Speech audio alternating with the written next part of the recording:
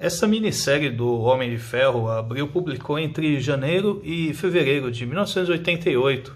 Foi, eu acho que 4 edições fininhas, assim, provavelmente quinzenal, que depois ela pegou o encalhe, que voltou das bancas, e fez o encadernado à moda antiga mesmo, né? Onde o pessoal ia tirar a capa, cropar, né, as bordas e juntar as edições, né? Tem até o expediente de cada uma das revistas aqui. Esse encadernado eu não sei exatamente quando que chegou nas bancas. No guia fala abril de 1988, mas na capa aqui tem um copyright de 1989. Então pode ser que eles deram um ano aqui para voltar com isso nas bancas.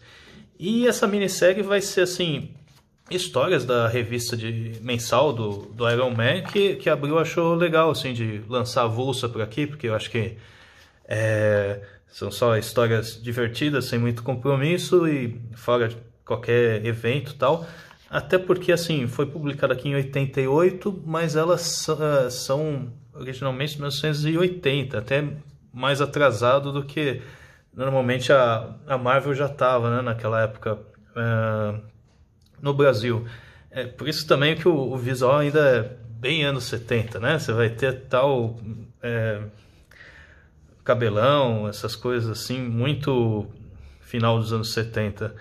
E é o Tony Stark clássico, né? Ele aqui aproveitando as férias no iate dele, com mulheres e tudo mais.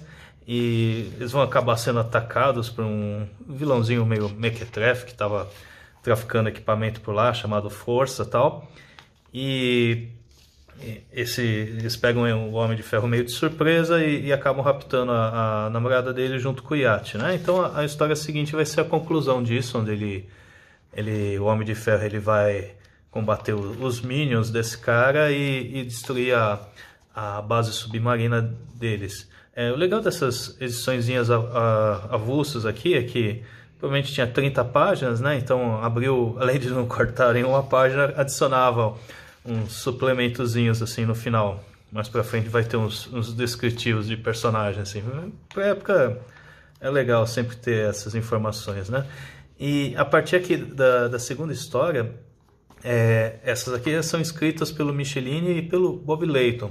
Bob Layton ele faz esses primeiros desenhos. A partir daqui está o Romita Jr., que no início da carreira está se esforçando pra caramba. Você vê que a arte dele está super detalhada, e aqui a impressão da Abril também ficou muito boa, bem precisa, né? Então mesmo em formatinho dá para ver bastante assim do detalhe da arte do Romita. Não tinha ainda o estilo dele muito caracterizado que vinha depois, mas às vezes eu até prefiro assim mesmo, e assim é o padrão da Marvel da época, né? Estilo Jim Shooter, assim, de storytelling bem claro, tal, muito plano médio, assim, para mostrar o que está acontecendo, mas você vê que maquinários, cenários, cabelos, assim, detalhado pra caramba. Deve ter dado um puta trabalho pro arte finalista, que é o próprio Bob Layton. Então eu acho que eles tinham um trabalho de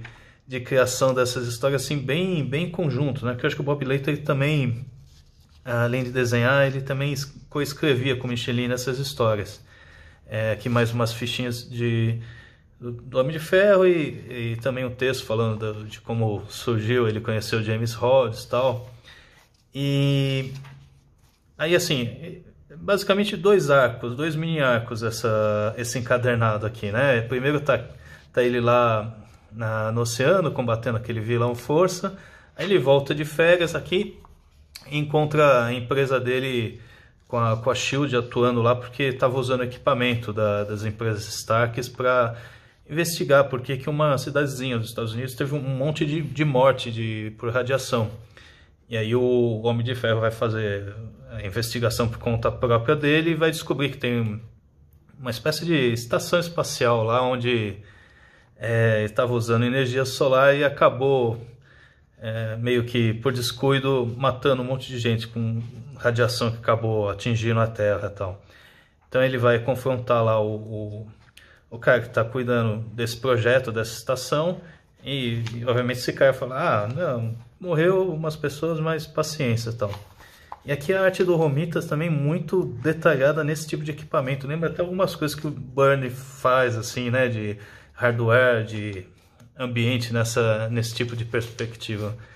É realmente bem legal. E assim, a história vai continuar sendo assim, sem nada muito sério acontecendo, só pura diversão mesmo. Acho que essa fase aqui do Homem de Ferro você vai ter o que seria realmente o mais básico dele, assim, sem vestindo, né, aquela armadura que ainda era tudo desmontado, né, vinha numa maletinha e tal, e resolvendo as encrencas do dia. Aqui ele já está até começando a desenvolver umas outras armaduras, né, esse modelo aqui que tem um peitoral um pouquinho diferente, até lembra aquela armadura vermelha que ele vai usar depois, o desenho, mas ela parece um Homem de Ferro gordo, mas é a armadura que ele usa para viajar até o espaço aqui. Mas assim, realmente o que acho que mais chamou a atenção nessa edição é a arte do Romita aqui, pelo nível de detalhe, e sempre que você tem um detalhe assim, você tem que prestar atenção no arte finalista, né? Sem esse tipo de arte finalista, você não vai ter um desenho assim, né? Tanto é que hoje tem muita desenho pelo computador, a arte final acaba ficando meio para trás, né? Eles fazem muito mais baseado nas cores, né? Então você acaba não tendo tanto detalhezinho assim, que eu prefiro muito mais desse jeito e tal. Então assim, essa história eu acho que nunca foi republicada, e provavelmente em sebos por aí deve ser mais fácil de encontrar dessa forma encadernada, porque também é uma forma muito mais fácil de sobreviver em sebos do que 4 revistinhas fininhas, né, voando por aí.